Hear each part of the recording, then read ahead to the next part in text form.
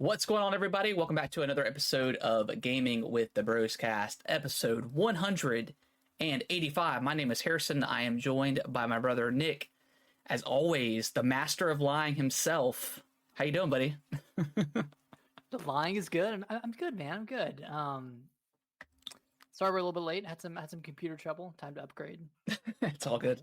My laptop is 10 years old. We've had our fair share of delays for various reasons. So hey, we're on episode 185. We've had plenty of technical difficulties, and just other reasons. Hey, we had our biggest one like not too long ago, where an entire episode didn't record. So I mean, there's that. Man, what did we talk about that episode? Well, I remember towards the end we started getting real negative about the console war BS, and I was like, you know what, it's probably for the best. I can't remember what it was. Probably Starfield that triggered it, but I don't know. Anyways, we got a lot to talk about this week. We've got, of course, arguably the biggest leak in gaming history, as far as I have been alive. It's been huge with all the Xbox stuff. So we're gonna talk about that stuff. Give our thoughts and all that stuff. Some more news as well, some smaller stuff, and man, lots of gaming this week. I have done a ton. But before we dive into all that, Nick, how was your week? Week was pretty good. Yeah, it's pretty chill. Yeah, really nothing too crazy this week. Hurricane came through, or tropical storm came through, so it rained all weekend, pretty much. Yeah, it was real windy on Friday afternoon, and then it started raining about 11 o'clock where I live, and it really, it pretty much rained the whole weekend. So. Yeah, so that was kind of a bummer. It's but a good timing because I mean, all these games to play, so it's cool. I know. I mean, just so deep into Lies of P.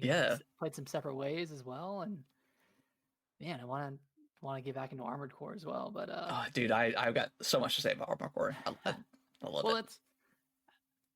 Before we talk about that, because I want to talk about Armored Core first. Yeah. But, how's your week? It was good. We have in my job we have like backups and stuff. So if like one person's out, another person will back up the other person, just so it kind of makes it easier for when they come back. So, but my person was out for like almost a week straight. So it was like Wednesday, and I was already really busy, so I had to contact management. I was like, I need somebody to come in here, and I was like, I'll take her calls and stuff that are coming in, but I need somebody to sort through her emails and help me out there, and they did very quickly, so that was awesome. But yeah, pretty busy week for me work wise, but other than that, not much going on. I mean, I know next week we're going to go to the Carolina Fair, so I'm excited about that. Take the kids.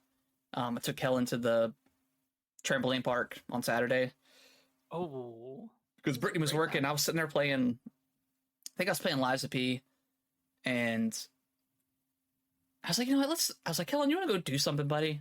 She's like, yeah. And I was like, let's go to the trampoline park. And we did, and it was like 1,000 kids there, because there was 3 or 4 birthday parties going on. So it was just crazy busy, but we had a good time. I jumped around with him, and he had a blast. So he had a good time. Nice. He's been to them a few times. Oh yeah, before, we've been. He's probably been to like 10 now. Yeah. Or at least 10 visits. There's a few around us, but the one that we went to on Saturday was his favorite. It's pretty awesome. What's his favorite obstacle there? He really likes the dodgeball. Okay. Because they have a big dodgeball arena, and then they have a zip line now, which they didn't before. So that was pretty cool. And then there's just like one kind of foam pit that's kind of to the side, where it's got in the middle, it's got like a big blow up like platform, so you could climb up the stairs and then jump off into the foam pit.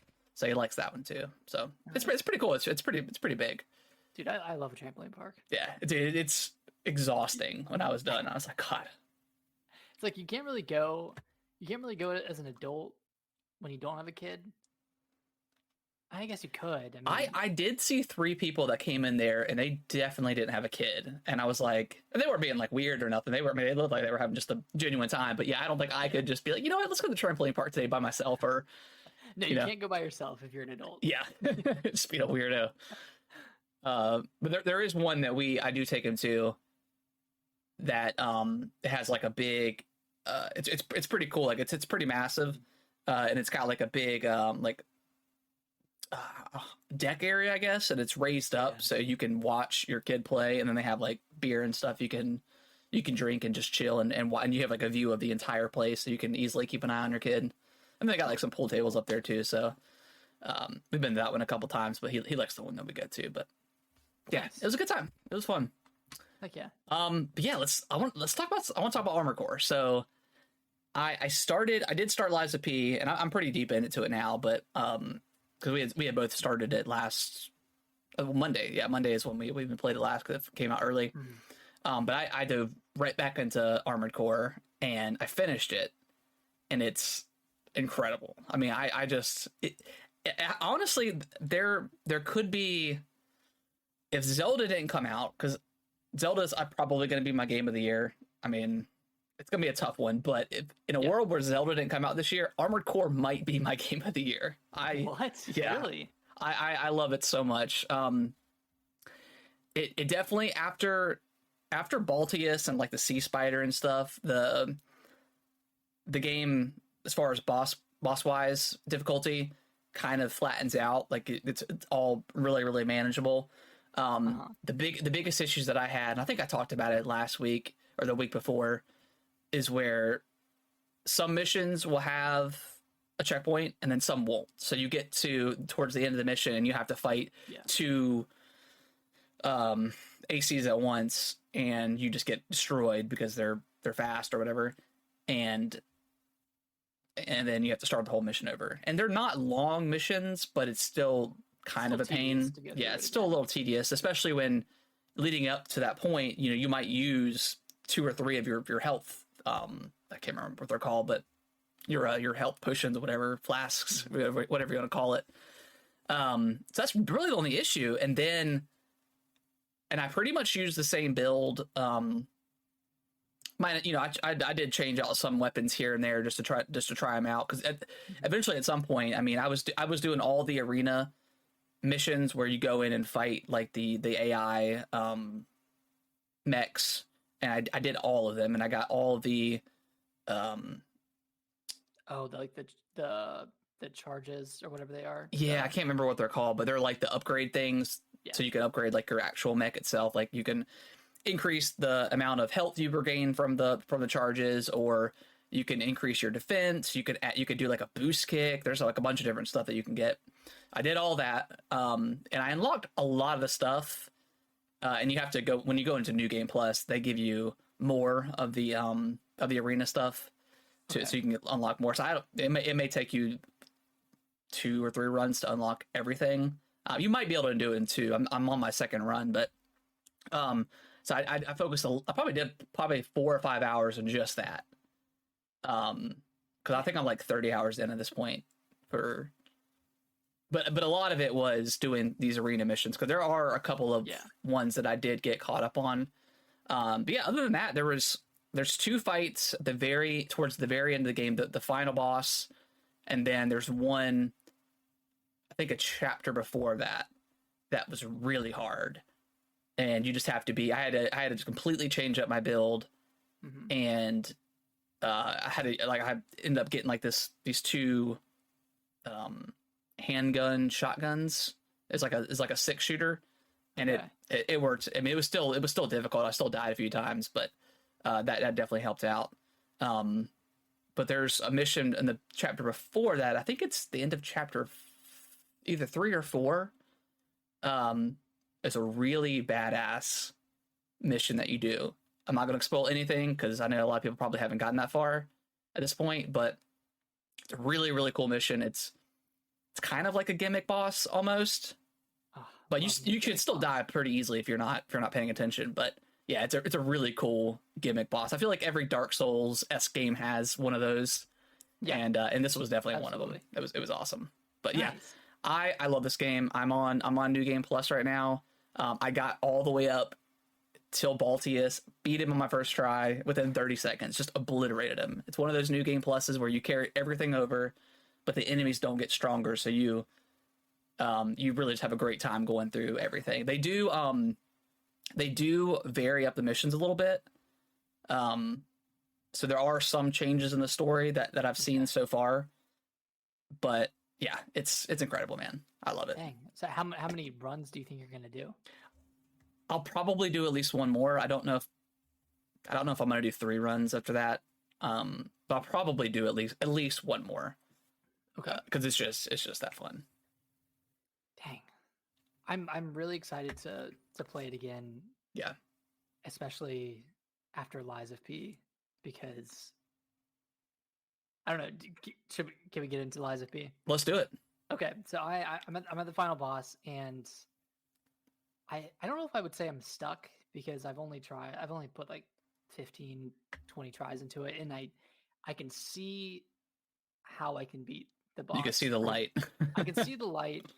It's all about getting my timing down and getting a little bit of luck.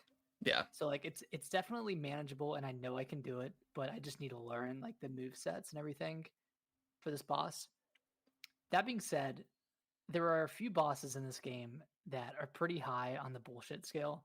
Yeah. Where the first phase of the boss, and of course the full health bar. First phase is difficult but manageable. Where like the first time you beat it, you're like, oh man, I did a really good job. Like I can't believe I beat that boss first try. First try. It's always first try on the first run. On the first run, first phase, always first try. And then of course you know the cutscene plays out, and you're like, God, goes into phase 2. Yeah. So the boss I'm talking about, it's like the green monster of the swamp, something like that. Is that the final boss? No, this is one of the bosses I was stuck on. Okay. For a while. Yeah, it has like a manageable first phase, and then the second phase, it's just so it's so hard to predict, and the boss is just like flailing around the arena the entire time, and it's like a relatively small arena for how far the boss can travel at once. Right. So I probably spent like 20 tries on it, and I was summoning the Spectre every time, and I was at a point where like I was running out of Spectre charges, and I would have to go back to the tree to get more, and then at least there it's pretty convenient. Like or not go to the tree, but I'd have to farm more. Yeah. Well, you have to go get the gold coins. Yeah, and then use the gold coins to buy star fragments from that guy. I think you can, or I don't know if that's just cubes or if you can actually buy star fragments. You can. You can. Okay. Yeah. I don't know if it's limited or not, because I have so many right now. I have like 24, but I'm stuck on a boss right now, and I'll talk about it here in a second. But yeah, I'm pretty sure you can buy, and I don't know about the limitation. Okay.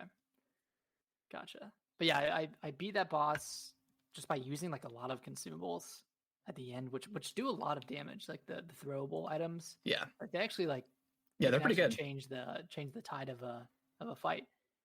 And then like from there on out, from there to the rest, like throughout the rest of the game, I didn't have trouble with any of the bosses. Even there's a boss right before the last boss who plays a lot like was it Melania from what's her name from Melania? Melania? The hardest boss in the game? Yeah. Plays a lot like Melania. Okay. And it's a really cool fight, and I really think this fight should have been the last fight of the game, because it was very difficult, but it was like a spectacle. It was a very cool fight. Yeah. And that one like only took me like 4 or 5 tries to beat. And then I get to this last boss, and like it's so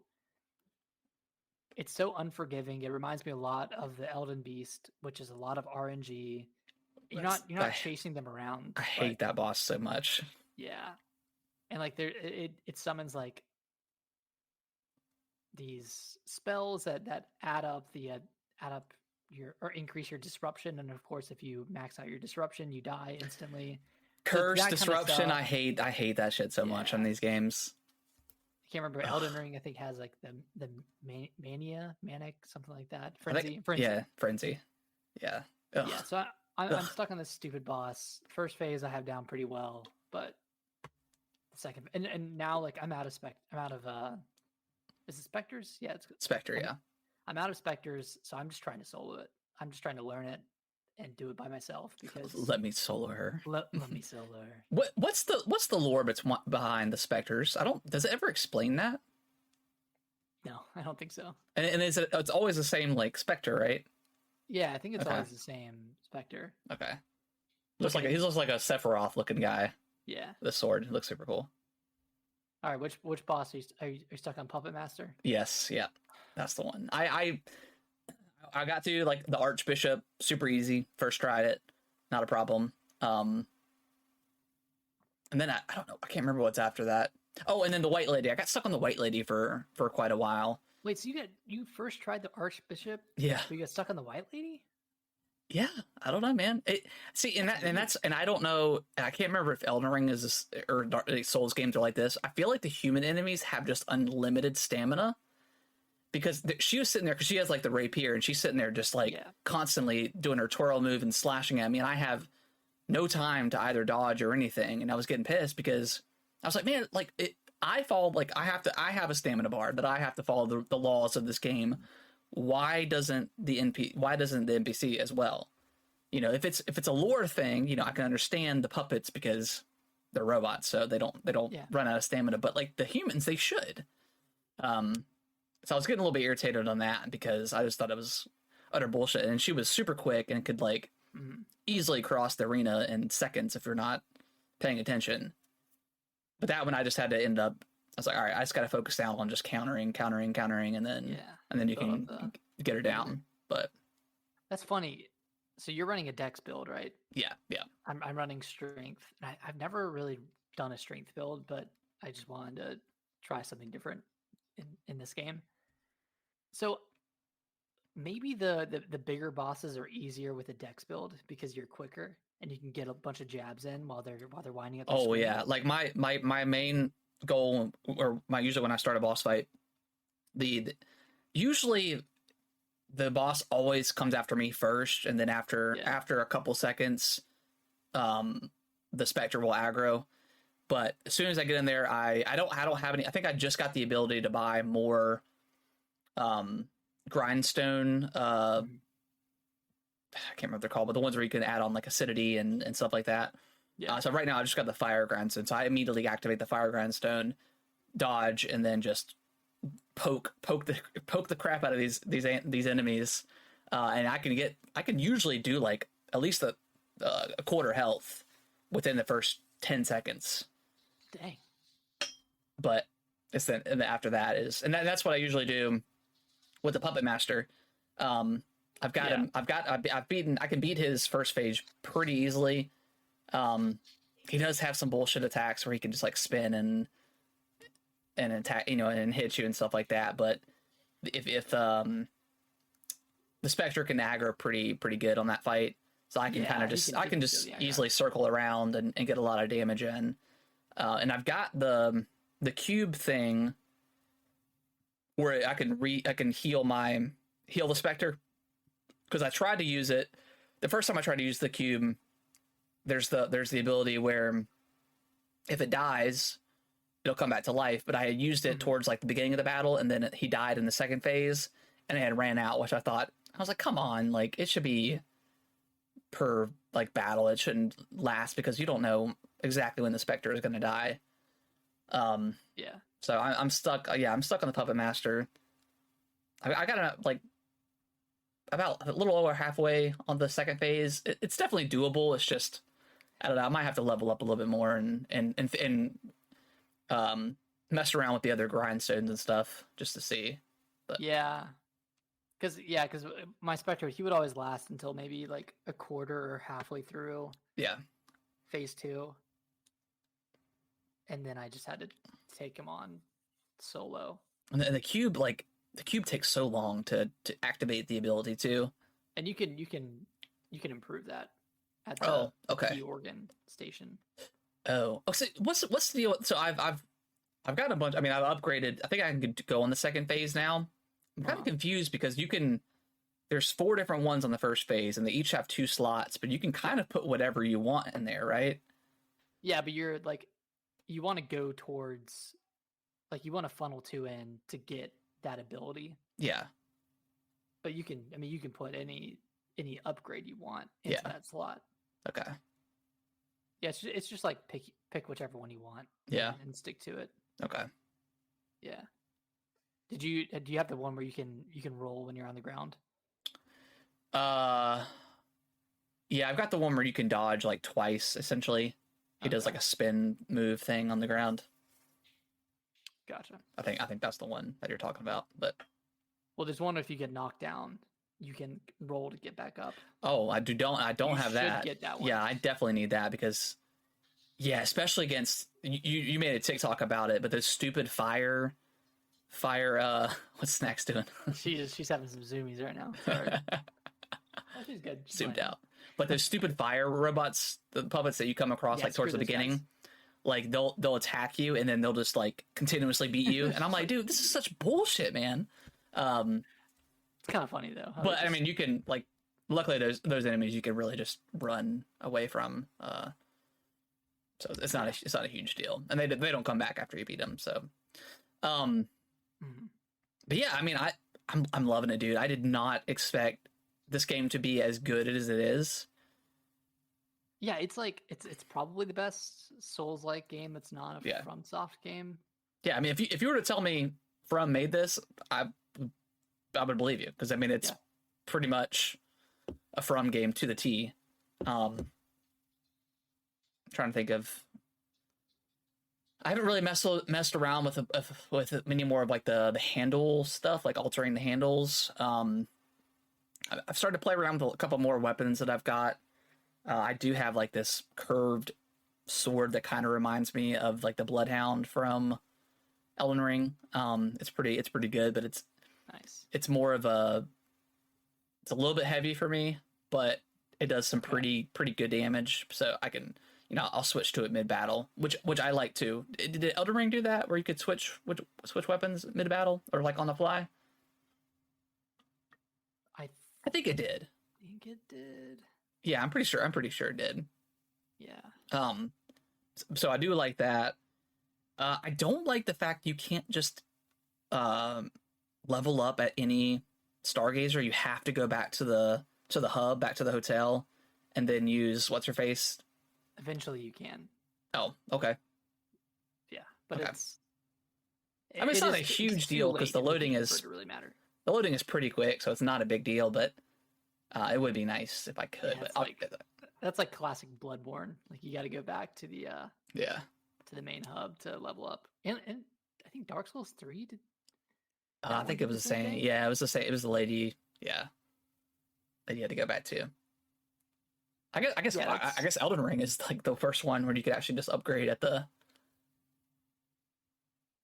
Yeah, I guess so. the grace point of whatever. That's so weird. Yeah. Sekiro maybe? Wait, did you level up? You didn't. Do you level up in Sekiro?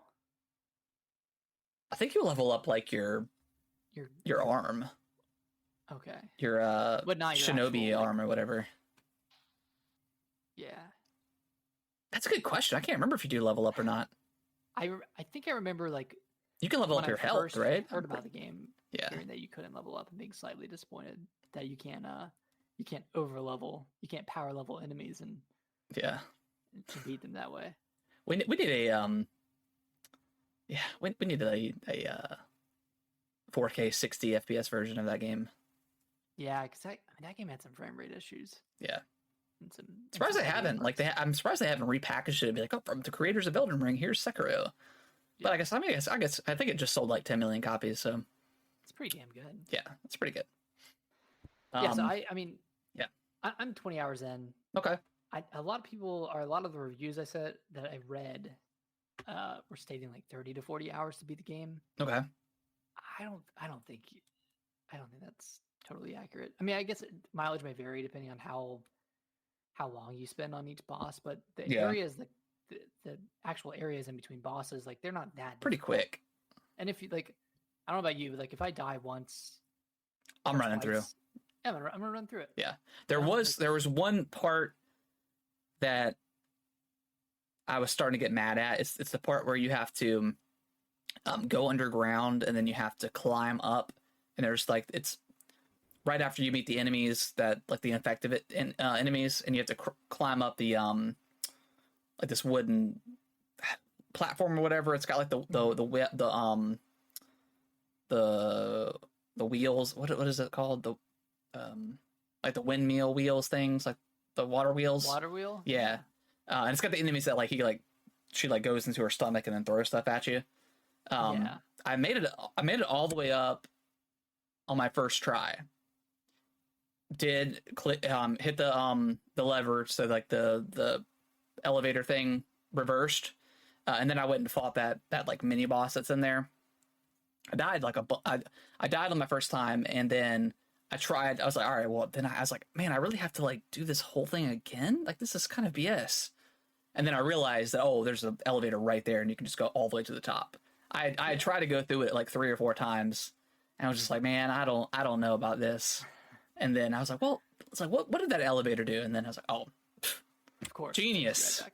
Okay, I'm back in, baby. I'm back in. Yeah, But- there's a lot of those moments, and then if you find a mini boss, I always just run past him a little bit because there's usually Yeah, a stargazer like right past them, and then you can just buckle back if you want to and fight him. But yeah. There's that mini boss that's right before the puppet master.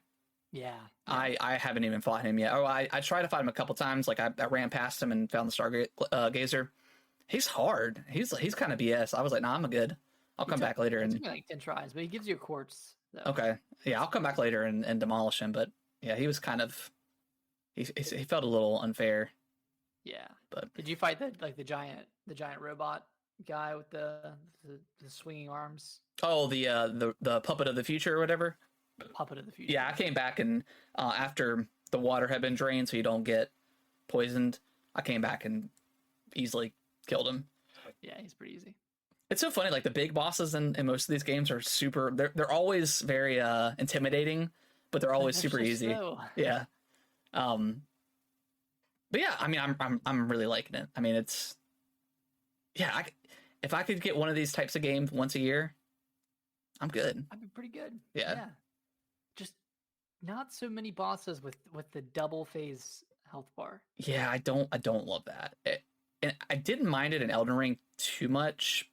Well, I guess they didn't really have a lot of double phase boss, right? They had Melania, which sucked. Was that one just halfway, or was that was full? I think that was full. And then there was it wasn't Margit, but it was Margot, I think, had the second phase. Well, no, it was one health bar, but the second phase triggered at the half health bar. Yeah. And then you could just rush it and kill him. But yeah, I guess Elden Beast had 2 phases, yeah. 2 phases. So Melania and Elden Beast? There had to been another one. Maybe not. I don't know. Yeah, and then with Bloodborne, I think they were all one health bar, but most of them had a Transformation. mid Yeah. health Which I'm fine transformation. with that. Like I'm totally cool with that. I think that's totally. I think that's super cool to have some sort of transformation in the middle. But the double health bar, like I don't know how else they could have done it, because if they would have combined it into one health bar, that might have been intimidating to feel like you're not doing much damage, and it would have been possible. But I don't know. It's just it's a little disheartening. Yeah, especially if you try. I mean, if you struggle with the first phase, like I am right now with well, I can do it, but it's not super easy. But yeah. I mean, like I said, I really like it right now. But yeah, just one of those FromSoft style games. Oh yeah, it's got its BS in there. It's got classic BS, but I think overall, probably my favorite non FromSoft Souls game. And it's cool. Like who would have thought like using the Pinocchio license ish, in a really cool way with like, with the whole, the fallen star thing with like the cube. I know it's called something else, but the cube thing with I was like, oh yeah, wish upon a star, blah blah. Like all that stuff is really cool. Yeah, who would have thought? Does the lying mechanic come into more of play later on in the game? Because I've had a couple of instances where you can lie or not, and I haven't really seen anything. Like there's that one part where there's that lady that's in like the infected part of the town, and you can bring her baby, but it's like a wooden doll, And it's like you can either be like, oh, well, that's a wooden doll, or you could say like, oh no, that's actual baby. Yeah, I don't I mean I don't think it has much of an impact, Yeah, to be honest. Unless the things that happened to me wouldn't have happened if I hadn't have lied. yeah. But then But there's like parts, and I'm still. I mean, I guess I'm halfway through the game now because I'm over 10 hours. But um, I don't think I think it's Geppetto that says something about like be careful who you bring in, who you let yeah, in. I haven't seen any other opportunities to bring somebody in other than like the one treasure hunter guy you find. And I was like, well, I'm definitely keeping him because I can sell him my the powerful souls or whatever to get weapons. like the boss souls. Yeah, the boss souls. Yeah. Okay, yeah, that I mean that's the only person I brought in as well. Okay. Yeah, that's Huh. Okay. I don't know. Yeah, maybe we missed some people, but I feel like there wasn't much more to explore than Yeah. what I explored. Like I Okay. feel like I sifted through every corner that I Yeah. could, but Okay. I don't know. I don't know. It's like yeah, it feels like a cool mechanic. I just don't know if it necessarily plays out Okay. in a meaningful way. But yeah, I mean, there's some cool stuff that happens in the Okay. back half of the game for sure. Yeah, I'm really enjoying like this. The storytelling I feel like is better than Dark Souls. Like having Jiminy like explain stuff to you is really cool. I like him being there, kind of guiding you a little bit, giving you some backstory. Like all the paperwork stuff I find, I always read because it's super interesting. It'll Yeah. give you backstories on, maybe that boss in that area or something like that. And then just like the whole story in general, just the puppet frenzy, and then there's the petrification disease that turns you into a monster, I guess. Yeah, It kind of looks like a Last of Us enemy. it does. But yeah, it's all super interesting. So yeah, I'm way more invested and understand the story more than I do in Elden Ring or like, any other Dark Souls. It's like, oh, there's a giant tree, let's burn it. All right, let's go. Sick, cool, Sick, yeah. man. It's like Elden Ring is one of my favorite games, not because of the story, No, but because it's just such a and fun way the to play. lore is like super intricate, but you have to dig deep to find it. And this one Yeah. doesn't seem as deep. Or is deeply hidden. Yeah, so I like that. Yeah. Any more thoughts on Lies of P? Hopefully, I'll have finished it by next week. You'll probably get off here tonight and finish it. We'll see. I tried it a little bit before this, and Okay. Yeah, I saw you get on for a second. yeah, I just put it in a few attempts. Few tries. Yeah. Separate ways, Nick. Yeah. Oh my gosh. Only $10 for this thing. Steal. Well, I mean, I guess one could argue, Well, I guess it was technically DLC, like added on content For the PS2. for the version? PS2. Yeah. Or I guess like included in the PS2, but not included in GameCube. Yeah. And then it came out, and then it included on the Wii.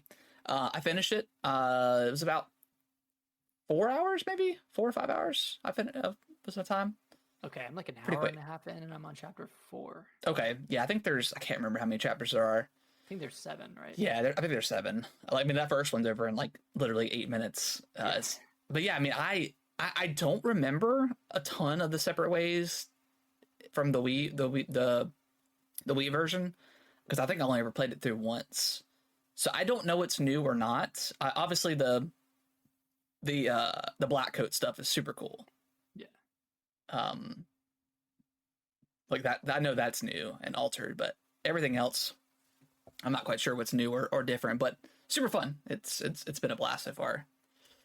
Yeah, I'm loving it. I love her grapple hook. I think that's a really cool addition. I think like the game's like the DLC starts off like fairly difficult. It just throws you into it, assuming it's like, yeah, you've played through the main story of Resident Evil 4. Like you know how to play this game. I'm like, ooh, it's been a minute. It's played been Resident Evil 4. it's been what, since March? Yeah, since March. But I really appreciate how it just throws you in. Yeah, And yeah, it gets it's kinda going like a super more fast. kind of a more difficult version of Resident Evil 4 in some of the areas that are kind of retreads of the main Resident Evil 4 campaign. Yeah. But yeah, like so far, it's giving a lot of really cool context Mhm. to Ada, Yeah. and Like it she's the really one shows that like rung the bell and stuff like that. yeah, like she rung the bell. She helped out with the giant a little bit. Yeah. Um, I don't know. It's kind of cool. It's like you're seeing the behind the scenes. That fight was really cool with the giant too. Yeah, that was like I don't know. It felt like a Monster Hunter fight It a did. little bit. Yeah, that was a Have you insane found the fight. charm yet? That the attache charm where you can um yoink the shields off of people? No, I haven't. Okay. When you get that, or when you can, because you just buy it from the stranger. Yeah, that is clutch. It comes in clutch. Nice. That's the only new thing I saw as far as like the charms go. There's a ton in the game, but I think that's the only one that did something. Yeah, Like did something new. yeah, it did something new. But yeah, Okay. super cool. Nice. Yeah, I'm excited to play through it. I'm like 4 hours is a really good length.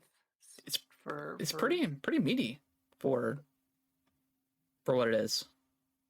yeah, and like from what I've heard, it adds like a lot of new content and scenarios to Yeah. similar ways because I played it I think back in 2020 on the Switch, Okay. and from what I remember, all of it was like a retread of previous areas.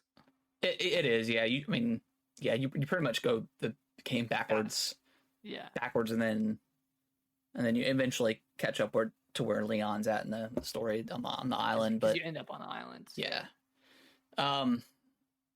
still hate the regenerators. They're super annoying.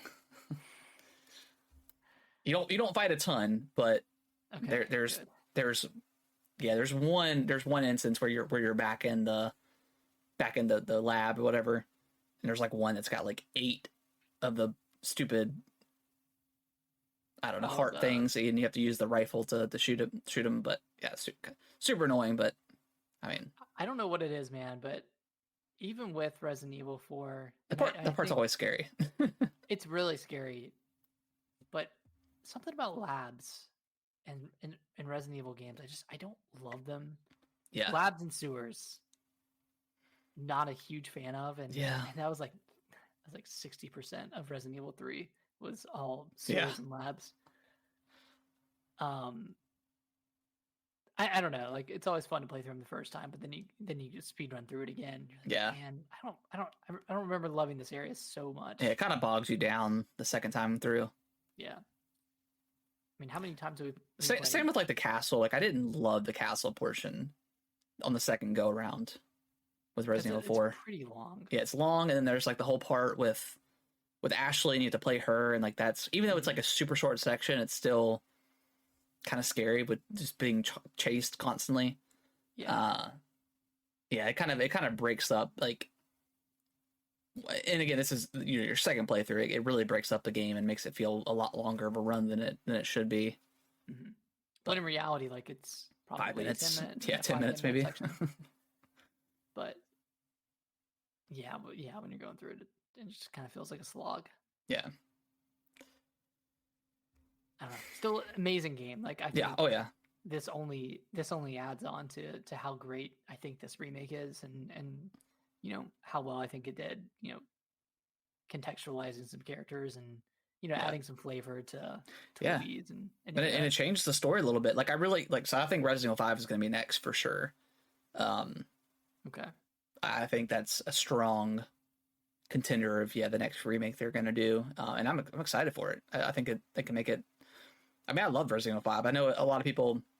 I saw some like slander like last week about it, or like I was like, why does people all of a sudden hate RE5? Like that game was, it wasn't as great as 4, but if you played it co-op, it was incredible. Really it was incredible. So I mean, I guess if you didn't play it co-op and you had to rely on the Shiva AI, which is not super great, but that game was good. Yeah, I think, and people were like theorizing this before, but like when you play with Louise during RE4, they're like, people were saying that they were trying out the new AI system to see Okay. how well it would fit with Shiva. Okay. Well, he makes But, another appearance in this, so separate ways. nice. Yep. Yeah, he does. That's right. Yeah, that's really good. Yeah, it's good. It's great. The ending of his was awesome too. Nice. So Yeah, I need it to was finish good. it up this week. It was good. All right. Well, I think that's everything we've been playing. Let's dive into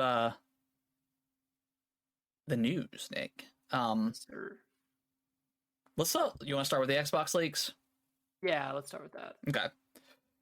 So yeah, Microsoft accidentally released their own Bethesda kind of what Like roadmap. roadmap, yeah. plans. Because yeah, it was only Bethesda stuff that got leaked. Because I saw a lot of people were worried. It's like, oh well, where's everything else? But it's like, no, it's just Bethesda for whatever reason. So yeah, just to kind of quickly go through everything. I mean, we because there's a lot. I think my computer's slowing down. Give me a second. Sure. All right. I think we're good. Okay. So yeah, we got kind of a leak of like an Oblivion and Fallout remaster. Which makes sense. Yep. I've talked about Oblivion remaster before, and how I think that game needs a remaster, because that game is amazing. So if this is true, which assuming, it's a leak straight out of, from Microsoft, so it's going to be true. We just don't know what's going to come out. I think the leak said maybe like 2023. That was supposed to, obviously, some of this stuff's changed, and Phil's came out and has acknowledged the leaks and stuff, and said, well, a lot of this stuff has changed, since 2020. But stuff like this, we think is going to come out for sure. It'll probably be 2024 maybe for Oblivion. Fallout 3, I have no idea. Maybe 2024 as well. But it's just remasters, Yeah, and then you have Doom Year Zero, which is a new Doom, but it's like a prequel, right? A prequel of some sort. What did Doom guy do before fighting off the demons? I don't know. What if he was like a landscaper? Yeah. Just a landscaping simulator. But what do we got? Sequel to Ghostwire Tokyo. I don't get that one. I wonder if that's still in the cards, because that was before it came out. Yeah, and it didn't do well. Dishonored 3 got mentioned, which is cool. Indiana Jones, we know about that one. A licensed IP game, which people are speculating is some sort of Disney game. Some sort of like Marvel, Disney, Star Wars, something underneath the Disney umbrella. Yeah. Which can be cool, who knows? Yeah, it's just a bunch of stuff. There was talks of, I think people took it out of proportion, but the whole Phil talking about acquiring Nintendo, obviously talked about that. They it's no secret that they've had something like that in the past, where they've been wanting to acquire Nintendo, and Phil's talking about this would be like his what is it? What's the phrase? Magnus Opum. Yeah, the Magnus Opum. Pretty much that. Yeah, he was like, this would be like this would define my career-defining moment. Yeah. Which it would be huge, but let's reel it in. I don't want that. I again, with we've got to have separation, and I don't think that they would ever be allowed to buy Nintendo. That's just crazy. But he's going to talk about it and talk about it in email, so it's fine. I think people blew it out of proportion, like, oh, like this is they're not going to buy Nintendo. That's just crazy talk. It's kind of crazy how much how loosely people talk in emails. Yeah, you think why aren't these conversations happening over the phone? Like, why is all this stuff getting leaked out in email? And just and the subject lines of these emails are so funny. It's like, random thought. What if we bought Nintendo? Yeah. Late night thought. Yeah, late, and that's what it felt like. It's like late. Late night thought, and then 4 paragraphs Yeah. of daydreaming about Nintendo. Yeah, so, I mean, that's definitely not gonna happen. No, there's no way they would be allowed, and I don't want that to happen. No, that's yeah, way too far. I don't want them to acquire anyone else. I want it to be over. I don't want any more of this. Yeah, I mean, we can go ahead and talk about it real quick as we're talking about this. But yeah, Capcom president came out and said they're not interested in being acquired by anyone, which is great because they have been killing it with every, like, essentially every game they, outside of like maybe I don't know how well what was that Primal game that came out just now? Exoprimal. I don't know how well that's done for them. But that just that live action stuff or live service stuff is not my cup of tea. But so I don't know how well that's done for them. But other than that, everything they've done has been crazy good and successful too.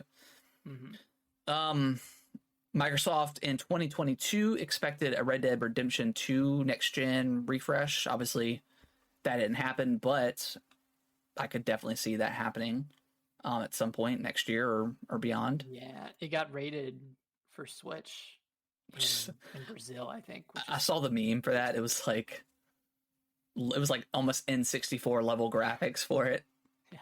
Because I mean, have you seen the stuff for Mortal Kombat 1 and how awful that looks? God, it looks trash. Yeah.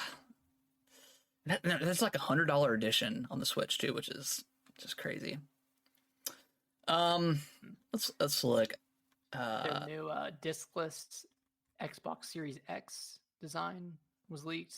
The cylinder. Yeah, a little cylindrical guy. It's hard to tell with like now obviously, people are like, why would they put this marketing? It's not marketing for the thing, it's internal marketing. They're not going to use the same,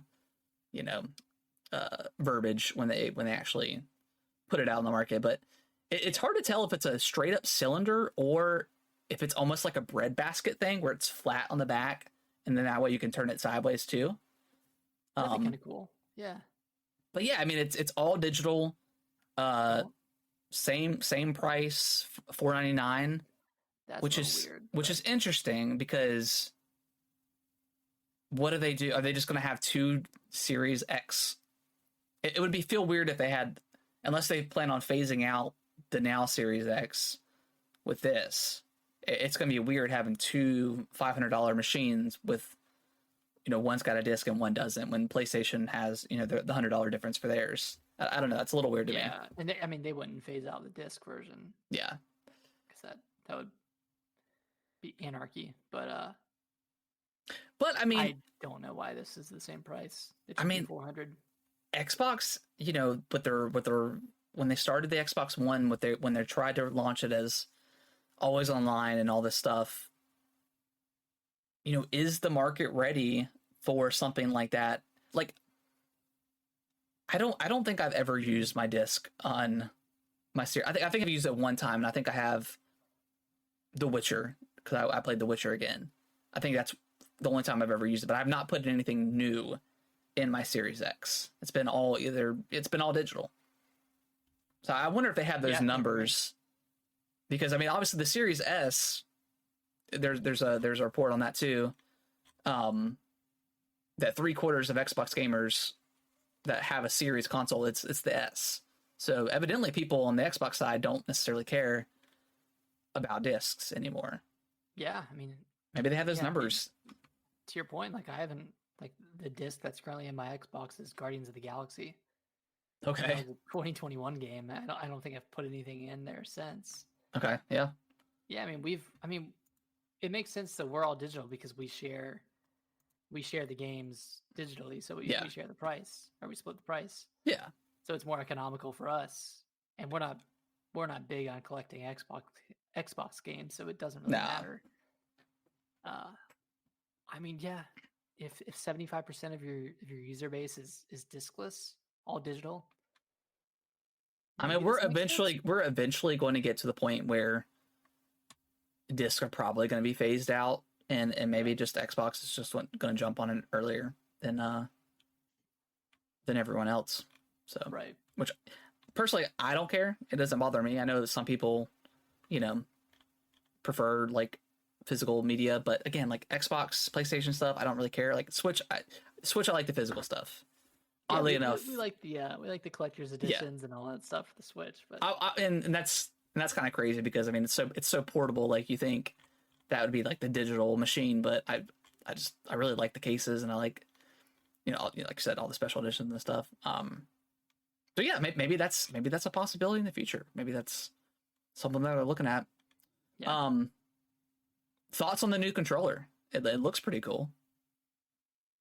Yeah. So what's different about it exactly? It's It's pretty just it's pretty much like a PlayStation controller. It's got haptic feedback.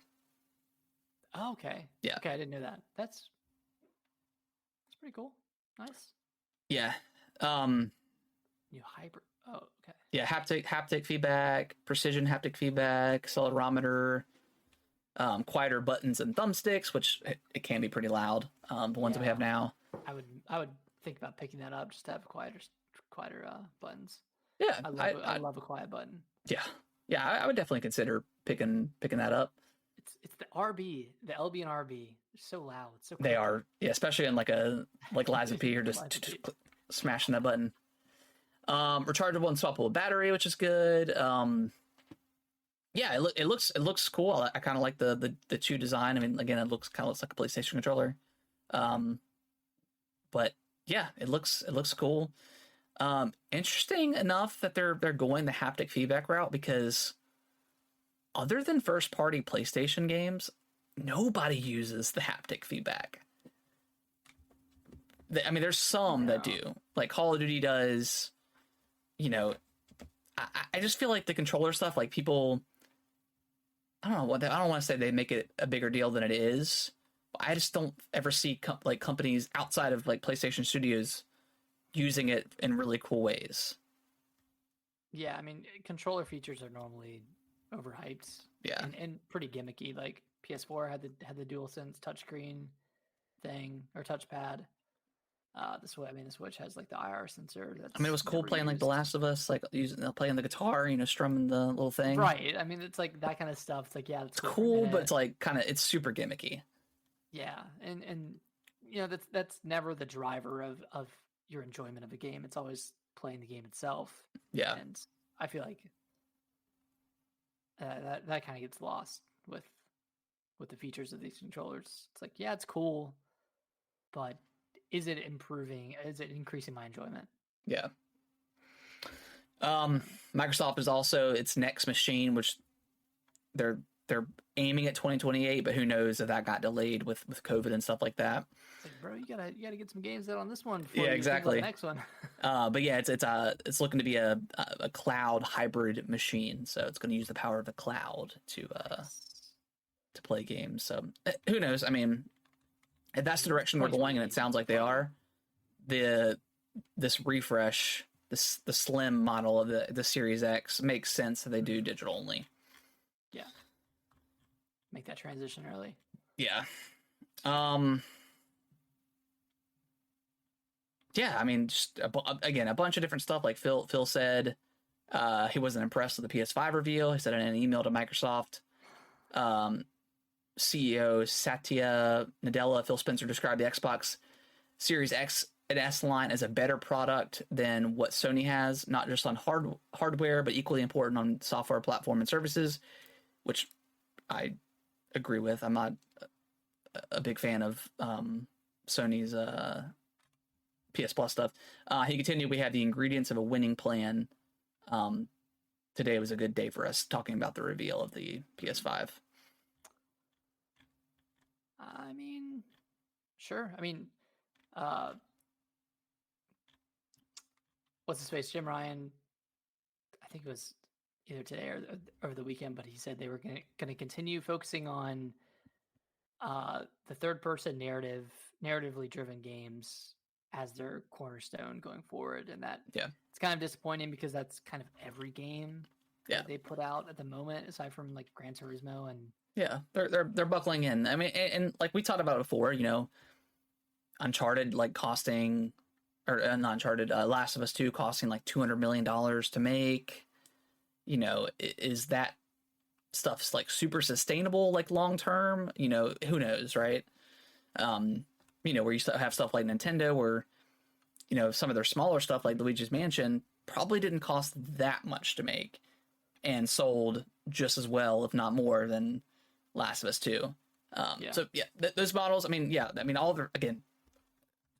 these PlayStation games are utterly fantastic, but they do seem a little bit stale, to be honest, with their output of stuff. It seems, kind of predictable and stale. Yeah, and I'm not trying to hate on Sony, not trying to hate on Jim Ryan, but yeah, it feels like they're losing a little bit of their identity and just kind of like kind of shelling it out for these narrative games, and you gotta have a wider variety, and I think that's what Xbox is trying to do. Yeah, and I think that's what people are getting a little bit worried about with PlayStation, is that they're getting stagnant. And I think now that Xbox is finally looking to output a ton of different games, I think that could, worry a lot of, PlayStation only players, or, just kind of gamers in general, if they only have a PlayStation at this moment, that maybe Xbox is starting to looking more enticing, because they do have a wide variety of games on the horizon. And Starfield looks like it's going to be that initial push towards something better for Xbox. So yeah, again, when Redfall launched, everyone's like, Xbox should just close down and they should just sell the division off. It's like, no, you don't want PlayStation only market for like a powerful console. No, you definitely don't. And speaking of Starfield, real quick, that hit 10 million players. Yep. In the first 3 weeks, 14 days, 3 weeks, one of the two. Yep, it was Bethesda's, I think, biggest launch that they've had. So that's good. Nice. And granted, this launched on Game Pass, so millions of people played it for no money down. Yeah, but it's still a really good metric. I mean, having 10 million players is quite a feat. Yeah. So I mean, it's something to be proud of. I don't know how many sales that was. I don't know how many of those converted into sales, or whatever the number is. But I mean, I'd say that's pretty good. Yeah, that's good. That's good. Yeah, I'm sure, like, just all the controversy, whether good or bad. Well, I guess controversy is only bad, but all the whether good or bad publicity just helped out and got people playing. So yeah. Let's see. Is there anything else from the leak? I don't think there's anything else. I think that was pretty much everything. Yeah, I think that was mostly everything. Yeah. But yeah, I mean, are you? I mean, obviously we both got the Series X, but I mean, are you excited about the new console at all, or is it just no? Like about the 2028 console or the discless? The discless one. No, I don't care. I barely care about like the mid-gen refreshes, because it's always so negligible. But if it's something like this where there's no increase to power or anything, that's just another alternative. Yeah. I'm definitely not going to buy a discless Xbox for the same price. It's just going to be weird if this comes out and it's true. I mean, we're going to have the Series S at 200. You're going to have the 2 terabyte Series S, the black one, at 350. You're going to have the Series X at 500, and then you're going to have the slim Series X at 500. So you're going to have 4 different SKUs on the market. Yeah, you're going to be taking up shelves with 4 different SKUs of Xboxes. That's seems like a lot. And if this was last generation, I could absolutely see where this refresh would be a lot cheaper than the Series X. But I just don't think we're in a world anymore where these companies are going to charge lower. They're not going to lose out on each console. Yeah, we're just not in that world anymore. Yeah, we'll briefly go through everything else. UK finally approved Microsoft Activision buyout, so I think that could be happening within 3 weeks. Said by October 10th, right? Yep. I think people have already reported seeing like the little icons for Call of Duty and stuff on Game Pass, so I think they're getting that ready to go. So they can launch a bunch of those on that. So that could be really cool. Yeah, it took forever for them to finally approve this thing, but I'm glad it's finally done. January 2022. Yeah, it was announced, and now we're over a year and a half later. Yep, it's wild. Yeah, I'm just glad it's done. I was tired of just hearing stuff about it and people complaining and all that stuff. Yeah, it led to a lot of really negative discourse online. Yeah, and it brought out all the haters. It did. From both sides. For both sides. I think that's super annoying. So yeah, glad to see it. Glad to see it done and play. I might actually play some Call of Duty campaigns that I've missed on in the last 10 years or so. Yeah. If they, depending on what they add, because I think there's like still deals with Sony in place, and yeah, they might not be able to add like anything past Advanced Warfare. Okay, I mean, so it's something. Ubisoft announced The Division 3. Anybody excited for that? I never played 2. I thought Division 1 was okay. Those enemies were so spongy. Yeah. It was just not. It was not a fun time even with multiple people. But I know that the Division game is pretty well liked. Did pretty well. So obviously I don't think they gave a release date. I think they're building up a studio right now to work on it. So it's not the same studio? I don't think it is. Okay. Yeah. I mean, that's cool, right? I mean, yeah. I'm not a big live service game guy. And that's what these kind of games are. But yeah, I mean, that's cool. It's cool that it got announced. No, like I think the Division 2 is like had a pretty decent player base, so there's probably a good number of people that are excited for it. Oh yeah, I'm sure. I'm happy for those people. Yeah, I just remember I bought the Division like almost day one for $60, and 3 weeks later I traded it in for $5. It was horrible. GameStop. Those Ubisoft prices, man, they're the worst. You wait like a month and it's like $20. Yeah, I should have waited on like Mario and Rabbids. Yeah, I should have too. Ugh. Did you ever finish? I still haven't. I haven't gotten past like the first world. I still have to go back and beat that game. Dang. I think I like the first one better. Yeah. Nate, talk to me about this Sony hack because I didn't hear about this.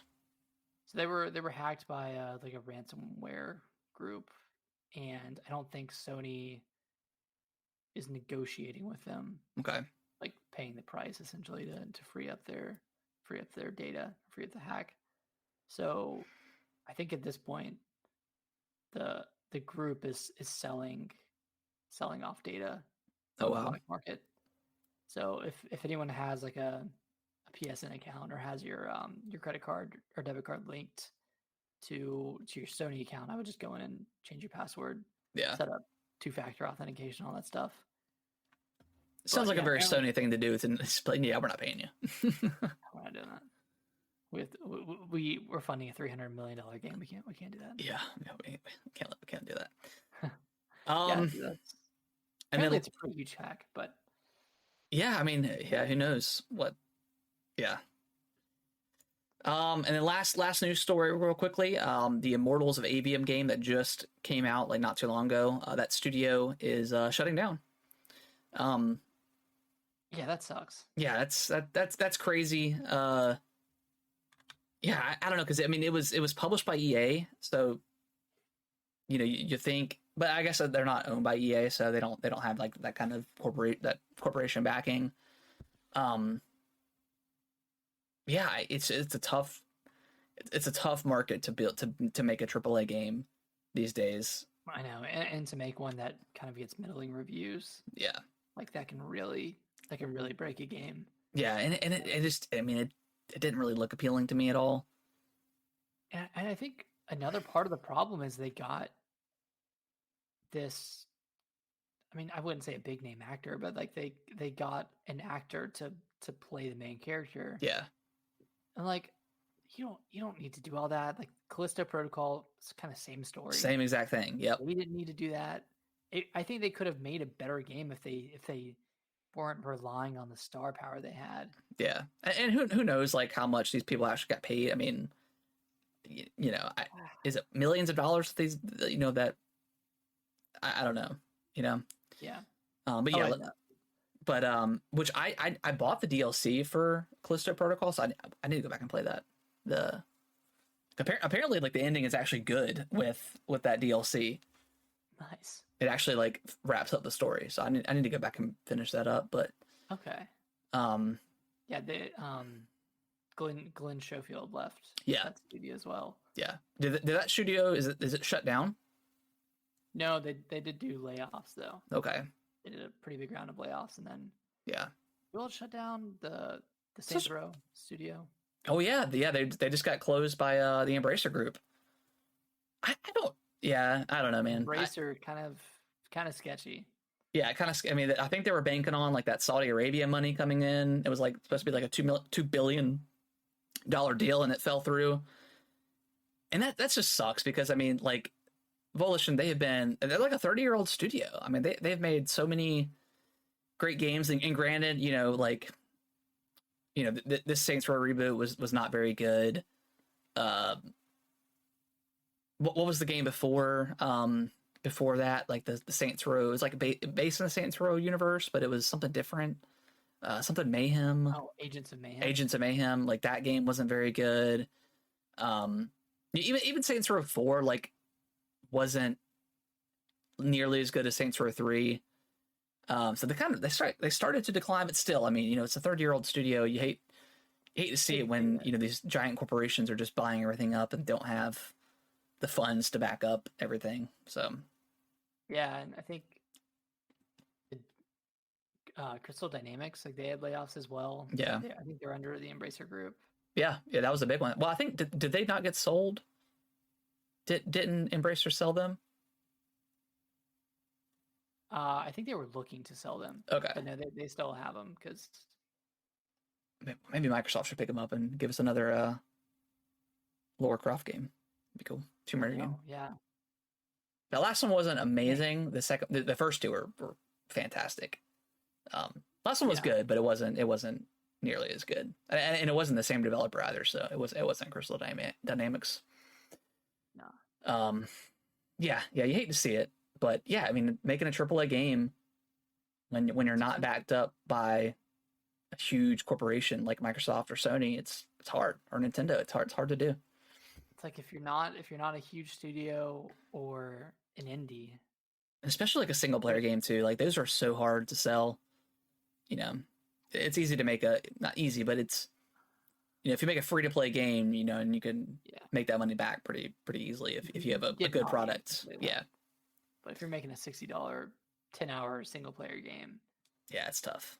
That's not built off of an established IP or isn't coming from a well-known developer. Yeah. It's hard. I mean, like I tweeted about this the other day, but like when was the last time you played a third-party single-player game that wasn't based off of a new IP or anything like that? Like, I think Callisto? Yeah. Callisto was the last one. And Callisto was solid, but it was $70, it's like $70. So it was 8 hours. 8 hours, 7-8 hours. It ended very abruptly. Like the ending wasn't great. The last boss fight wasn't great. There's a bunch of different fights in that game that weren't great, but I mean, it had a solid foundation, but just didn't deliver. The back half was really where it fell apart. Yeah. So yeah, you hate to see it. All right, guys. Well, I think that's gonna wrap it up. We'll probably come back next week some more Lies of P Talk. Nick, hopefully you're I mean, we might both have finished it by now, but hopefully you find a way. Just fight, Nick. Just fight. Just get good. And then we'll. Is anything else come out this week, or are we kind of in a well-needed lull of releases? We've hit a little bit. I mean, Phantom Liberty comes out for Cyberpunk.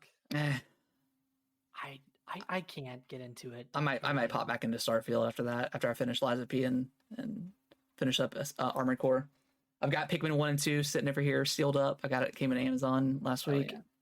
I saw it physical at Target. Did you? Okay. Yeah. Cool. I tried to get a copy of Bat, but I think they were just so limited. And I don't. Do they even have a U.S. release for physical? Not a physical. Okay, that's what it was. From what I can tell. Okay. Yeah. But before we go, yeah. Number one most anticipated game for October. Oh gosh, probably Alan Wake 2, right? I mean, that's I mean, I'm on the verge of Alan Wake 2 and Mario Wonder. I don't have a PS5, so Spider-Man's not an option for me, although it looks incredible. Mario Wonder, I'm very excited for, so I can play that with Kellen, because since he loves Mario. But yeah, man, I think I'm ready for another horror game. Another horror game, another survival horror game. We've gotten so many this year, and I just can't get enough of them. It's the year of, it's the year of great games, but it's the year of survival horror games. It's the year that just keeps on giving, Nick. I mean, weird. Not enough time. So what we got? We got Mario, Spider-Man, Alan Wake. Is there anything else that's coming out? There is. I can't remember. Lords of the Fallen. That looks good too. That looks really good. Let's see. We got to do this every few. We always do this every few weeks. We got to, because stuff just comes out of nowhere. Roblox on PS5. Oh, yeah. Assassin's Creed Mirage, October 5th. I don't know. I really liked Valhalla, and I'm excited that this is like a 15-hour experience, because wow, I liked Valhalla. 80 hours was a lot to put into that game. Oh my gosh. Yeah. Forza Motorsport, October 10th. Probably check that out. Yeah, I might play it once, and this looks beautiful. Yeah. Ghost Runners 2, October 26th. Dave the Diver, October 26th. For the Switch. Alan Wake 2. Yeah. Okay. I gotta play that demo still. Oh, Alan Wake 2 coming at the perfect time right before Halloween. Yeah, man. I'm glad that they delayed it. Yeah, I'm really glad they pushed it a week. Yeah, because that would have been Spider-Man, Alan Wake, and Mario. That would have been nonsense. That's a little much. Yeah. A little much. Cool. And then November, I don't even know what's in November. Call of Duty and whatever. Yeah, Super Mario RPG. Oh yeah, Super Mario RPG. Yep. Call of Duty. Like a Dragon, Gaiden, the man who erased his name. Yep. Coming to Game Pass. Nice. WireWare, Move It. Yeah. Fashion Dreamer. My Time at Sandrock. Star Ocean, the second story, R. Okay. So a lot of good stuff. Cool. Well, it just keeps on. Games just keep coming. Keep on coming, man. All right, guys. Well, that is going to wrap up the show. We appreciate everyone listening, and if you can leave us a review on your favorite podcasting platform, that would help us out tremendously. Go follow us on Twitter X, Triple X, whatever. Triple. Follow us on there. We always do polls and I don't know, just random stuff. And yeah.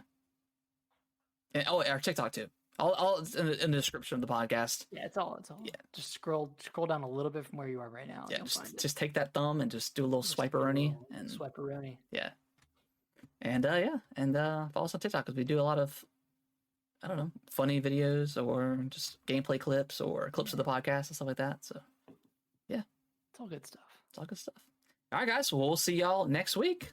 Bye-bye. Bye-bye.